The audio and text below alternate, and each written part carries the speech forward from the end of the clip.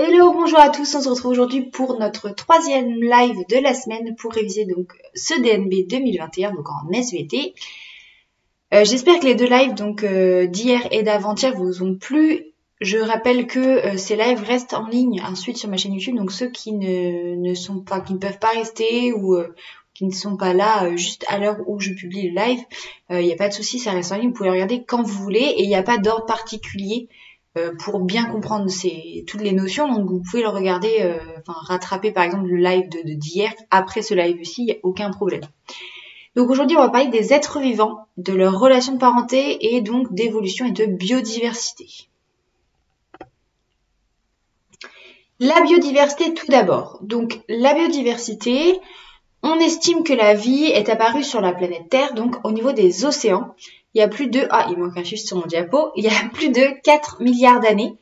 Donc en fait, les premières traces de vie qu'on trouve sont celles de bactéries, qu'on appelle des cyanobactéries, qui ont été retrouvées en fait au niveau des océans et qui sont capables de réaliser la photosynthèse. Donc pour rappel, pour ceux qui n'étaient pas là hier, la photosynthèse, c'est la capacité de végétaux verts de produire du dioxygène à partir du dioxyde de carbone. Le fait que ces bactéries aient produit donc de l'O2, ça a permis d'enrichir les océans en O2, puis l'atmosphère en O2, et ça a permis du coup à ces organismes d'évoluer, d'abord en milieu marin, puis de coloniser du coup le milieu terrestre. Et aujourd'hui, on observe des milliards et des milliards d'espèces vivantes. La biodiversité, du coup, qu'est-ce que c'est? C'est la diversité du monde vivant. Il y a 3 échelles pour cette biodiversité. Il y a la biodiversité de ce qu'on appelle les écosystèmes. Donc un écosystème, c'est un milieu de vie et ses êtres vivants. On a la diversité des espèces présentes sur Terre, des espèces animales, espèces végétales, espèces fongiques, donc des champignons, espèces bactériennes, etc. Et on a la diversité des individus au sein de chaque espèce. Si on prend l'exemple de l'espèce humaine, on est tous des êtres humains, sauf qu'on est tous quand même différents. Il y a quand même une diversité parmi nous.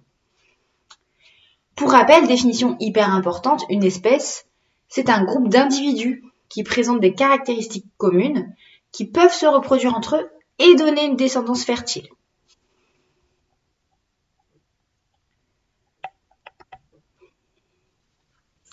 Sauf que cette biodiversité, notamment des biodiversités actuelles, on se rend bien compte que c'est pas celle qui a existé depuis toujours, d'accord? Cette biodiversité, elle est modifiée au cours des temps géologiques. On le sait grâce à l'étude des fossiles. Un fossile, c'est un reste ou une trace d'un être vivant qui a été conservé dans une roche.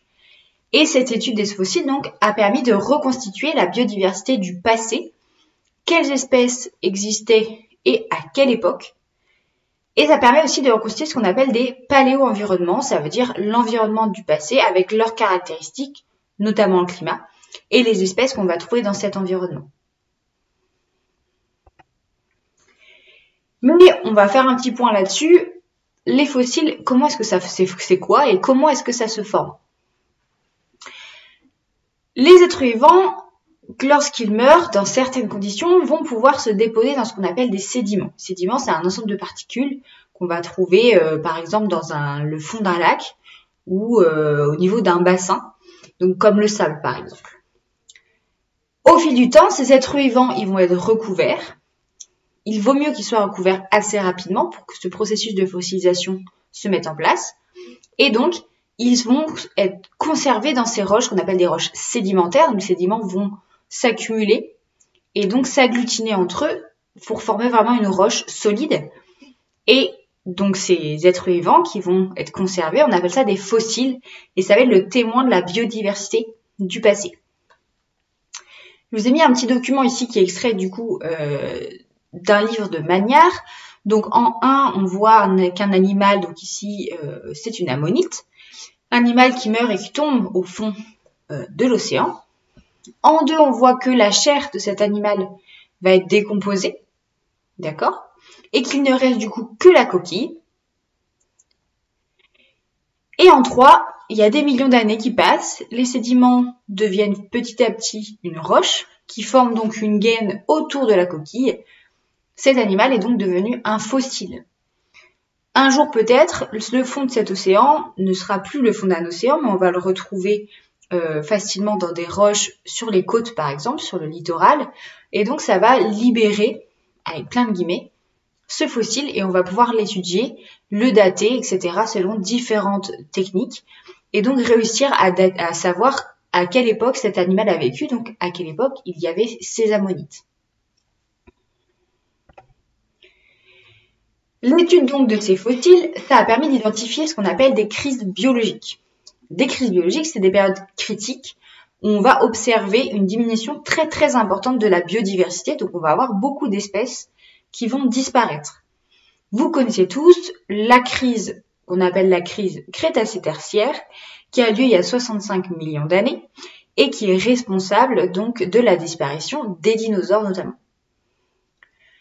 Ces crises biologiques, en général, elles sont associées à des événements géologiques, donc qui sont bien particuliers et très intenses, comme par exemple une chute de météorites ou des éruptions volcaniques très importantes.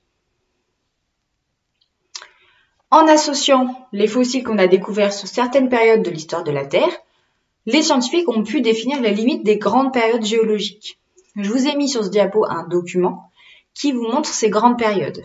On a le précambrien, qui était vraiment le tout début de la vie, puis on a eu l'ère primaire, l'ère secondaire, l'ère tertiaire, et aujourd'hui on est dans l'ère quaternaire. La séparation et les limites en fait de chacune de ces périodes est représentée, ou en tout cas marquée, par une crise biologique. Donc l'être humain est apparu au niveau, donc tout au bout de la frise, vous voyez, il y a un petit être humain représenté avec un Q qui veut dire quaternaire, et donc qui est le moment de l'apparition des hommes, ou en tout cas les ancêtres des hommes sur Terre. On fait une petite pause là-dessus, avec les définitions importantes pour cette première partie. La biodiversité, c'est donc l'ensemble des êtres vivants et des écosystèmes qui sont présents sur Terre. Un fossile, c'est un reste d'être vivant ou une empreinte d'être vivant qui va être conservé dans une roche sédimentaire. Un paléo-environnement, c'est donc un environnement ancien et les organismes qui y vivaient. Un sédiment, c'est un ensemble de particules déposées dans un bassin, donc lac, mer, océan, comme je vous l'ai expliqué tout à l'heure. Et une roche sédimentaire, ça va être l'accumulation de sédiments qui va former vraiment une roche solide.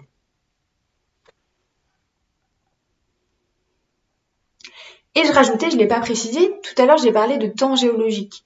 Quand on parle de temps géologique, ce sont des périodes de temps très très longues, de l'ordre de milliers, millions, milliards d'années. Voilà, juste pour préciser, quand on parle de temps géologique, c'est vraiment des périodes très très longues. Dans cette biodiversité, on va pouvoir établir des liens de parenté entre les êtres vivants. On estime que les êtres vivants qui possèdent des caractères en commun possèdent aussi des liens de parenté entre eux qui vont être plus ou moins proches. Plus le nombre de caractères partagés est grand, plus on estime que leur lien de parenté est grand. On peut représenter ces liens de parenté de deux façons différentes. Vous avez normalement fait, il me semble que c'est en 5e, une représentation en forme de groupe emboîté, comme vous voyez du coup le premier document que je vous ai mis sur ce diaporama, que j'ai trouvé sur le site donc vivelessvt.com. N'hésitez pas à aller voir, d'ailleurs c'est un site qui est très bien fait et qui peut beaucoup aider en SVT.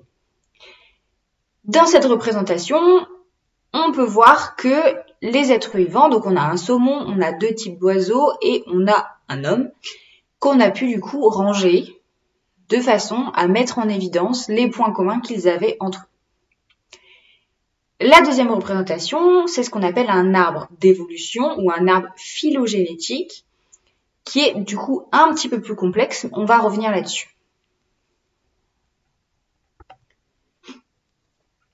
L'objectif, en tout cas, de ces deux représentations, c'est d'y représenter justement les liens de parenté entre les êtres vivants. Le but, c'est de faire une classification, donc de trier un petit peu toute cette biodiversité, et en plus de faire des liens entre les êtres vivants, donc qu'on va mettre dans cette classification. Par exemple, pour le premier document, je vous disais, cette classification par groupe emboîté, on a regroupé les oiseaux et les mammifères dans la même boîte. On voit qu'on a une boîte bleu-verte, avec donc les oiseaux qui possèdent des plumes, une autre boîte à côté avec les mammifères qui sont caractérisés par la présence de poils et de mamelles, sauf que ces animaux-là les oiseaux et les mammifères, ils ont un autre point commun, le fait d'avoir 4 membres. Donc, ils se trouvent dans la même boîte. Cette boîte, on va l'appeler les tétrapodes, qui veut dire 4 membres. À l'inverse, on a dans la boîte bleue à côté un saumon, je pense que c'est un saumon, qui n'est pas dans la boîte tétrapode parce que lui, il n'a pas 4 membres. Par contre, lui, il a des nageoires à rayons. Et donc, on va le mettre du coup dans la boîte poisson à nageoires rayonnées. Mais ces 4 êtres vivants, donc le saumon, les 2 oiseaux et l'être humain, ils ont un caractère aussi en commun, qui va être la présence de vertèbres et d'un squelette interne. Ils sont donc tous les 4 des vertébrés et ils se trouvent tous les 4 dans la grande boîte verte des vertébrés.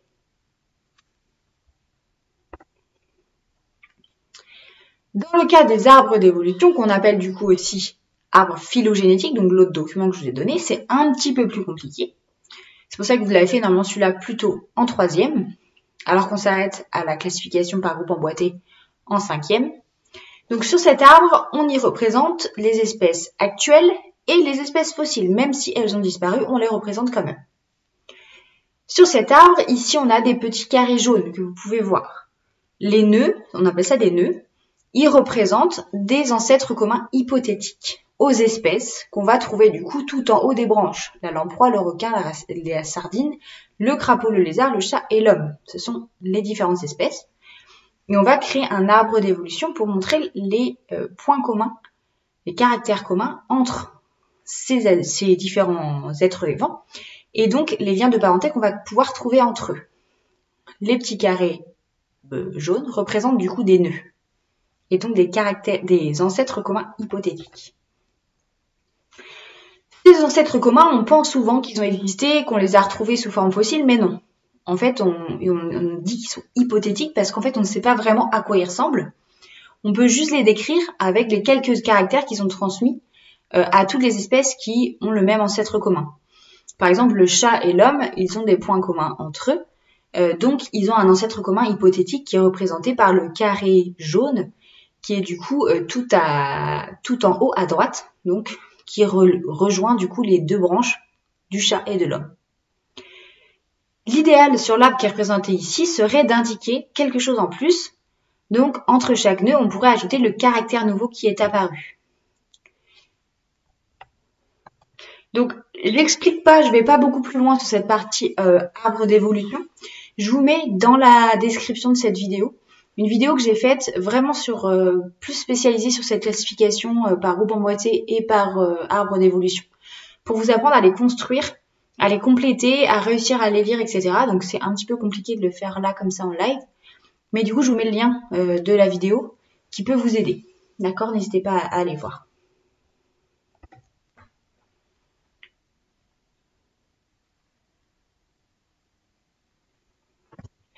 Alors, le fait d'étudier la parenté entre les espèces, ça permet du coup de retracer l'histoire du vivant. Au cours de l'évolution, il y a des nouveaux caractères qui sont apparus et ces caractères, ils sont transmis aux descendants de ces individus-là. Et ça aboutit à la formation d'espèces différentes. Il y a certaines espèces qui vont disparaître et d'autres groupes qui ont survécu jusqu'à aujourd'hui. L'histoire qu'on va refléter dans un arbre d'évolution, dans un arbre phylogénétique, c'est celle qui est considérée comme la plus probable. D'accord ? Mais évidemment, il y a des découvertes qui n'ont pas encore été faites. Et donc, cet arbre pourrait potentiellement être modifié. Et donc, l'histoire peut s'affiner et être modifiée un petit peu. 3 définitions pour cette partie. L'ancêtre commun. Donc, je vous ai bien expliqué que c'était un organisme qui était hypothétique et qui était à l'origine d'espèces différentes, qui possèdent des caractères communs, mais qui sont différentes.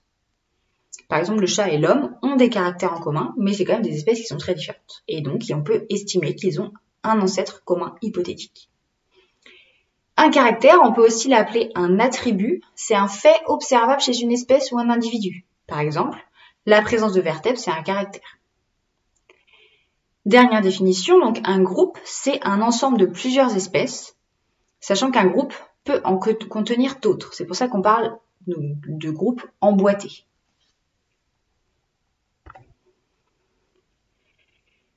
Cette biodiversité, donc, elle évolue. il y a de nouveaux caractères qui peuvent apparaître de façon totalement aléatoire dans une population par ce qu'on appelle des mutations. C'est une modification de l'ADN. On reparlera d'ADN demain pour la génétique. On ira un peu plus dans le détail. Pour l'instant, on s'arrête à ça. Une mutation, c'est une modification de l'ADN.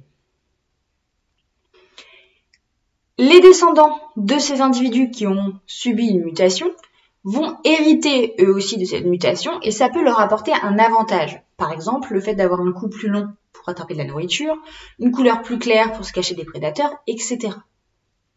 Ces individus qui ont donc un avantage, on dit un avantage sélectif, vont vivre plus longtemps et comme ils vivent plus longtemps, ils auront plus de chances de se reproduire et donc de transmettre à leur tour ce caractère avantageux à leurs descendants qui eux-mêmes transmettront ce caractère à leurs descendants, etc., etc.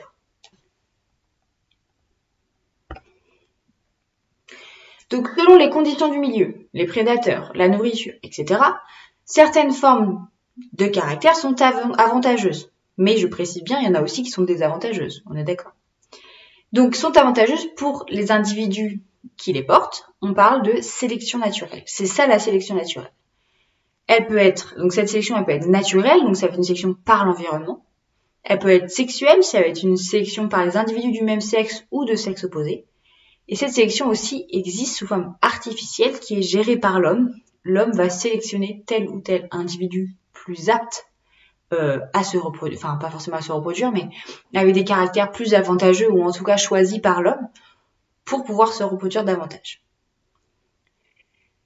Donc les individus qui sont plus aptes, donc mieux adaptés à l'environnement, vont donc survivre et se reproduire le mieux, donc davantage.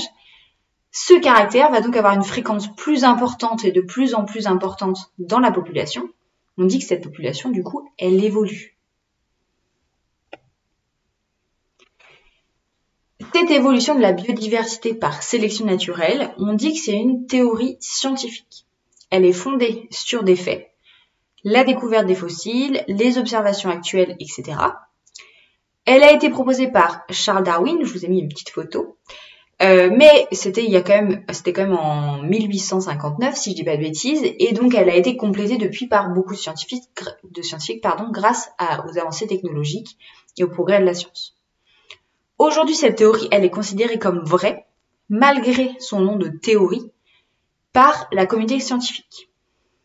On garde le terme de théorie parce que, bien sûr, dans les années à venir, peut-être qu'elle va être amenée à évoluer, à être modifiée en fonction des découvertes qu'on va pouvoir faire sur les gènes, sur plein de choses comme ça. Et cette théorie, quand même, très très importante, j'aurais dû le souligner, mettre en rouge, c'est ce qu'on appelle la théorie de l'évolution. Donc, dernière définition, l'évolution, c'est la modification de la biodiversité de génération en génération et au cours des temps géologiques. Donc, je rappelle, un temps géologique, c'est un temps qui est très très long. L'évolution d'une espèce, on ne peut pas l'observer à l'échelle humaine. Ça veut dire que nous, au cours de notre vie, on ne peut pas voir l'évolution d'une espèce parce que ça prend beaucoup de temps et donc on ne peut pas l'observer. Une mutation, c'est une modification de l'ADN, on reviendra dessus demain. La sélection naturelle, c'est une sorte de tri des individus qui est réalisée donc par l'environnement selon leur capacité à survivre et à se reproduire.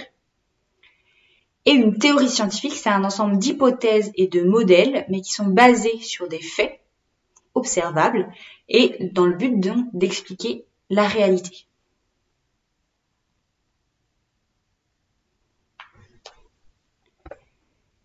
Donc voilà pour aujourd'hui, c'était un peu plus rapide, c'était assez rapide. Demain par contre, le live risque de durer un petit peu plus longtemps sur la génétique, il y a pas mal de boulot.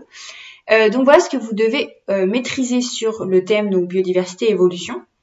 Il faut que vous soyez capable d'expliquer la classification du vivant, donc en classant les organismes fossiles, les organismes actuels, les organismes fossiles en groupe emboîté, en réussissant à identifier qui est le plus proche de qui, de pouvoir comparer les êtres vivants, etc., etc. Donc ça, on avait parlé de ça. Expliquer aussi la biodiversité et expliquer l'évolution des êtres vivants, donc avec la théorie de l'évolution, la sélection naturelle, pardon, j'y arrive, etc. Donc voilà pour ce qui est du sujet d'aujourd'hui. J'espère que ça va. Si jamais vous avez des questions, évidemment, vous pouvez me les poser en commentaire. Si vous avez des questions vraiment plus poussées, vous pouvez aussi m'envoyer un petit message sur Instagram. Il n'y a pas de souci, je vous répondrai. En parlant d'Instagram, du coup, dans l'après-midi, là, à la suite de ce live, je vais mettre en ligne dans ma story un quiz pour voir si vous avez tout bien compris, pour pouvoir vous tester un petit peu. N'hésitez pas surtout à la regarder, donc la vidéo, pour voir comment est-ce qu'on construit un arbre d'évolution. Je pense que c'est vraiment important de bien le comprendre pour que vous puissiez, parce que voilà, au DNB, ça peut être des choses qui peuvent vous être demandées. Donc bien revoir cette partie arbre d'évolution, savoir le lire, etc. Je vous mets tout ça du coup dans le lien dans la description. Demain, on se retrouve à 17h30 pour la partie génétique. Donc je pense que c'est vraiment un live qui peut servir à beaucoup d'entre vous parce que c'est un petit peu compliqué tout ce qui est ADN, gènes, allèles et tous ces mystères de l'hérédité. Du coup, je vous dis à demain. Révisez bien. N'hésitez pas à réviser un petit peu en avance pour être moins perdu pendant le live. Et puis voilà. Bye!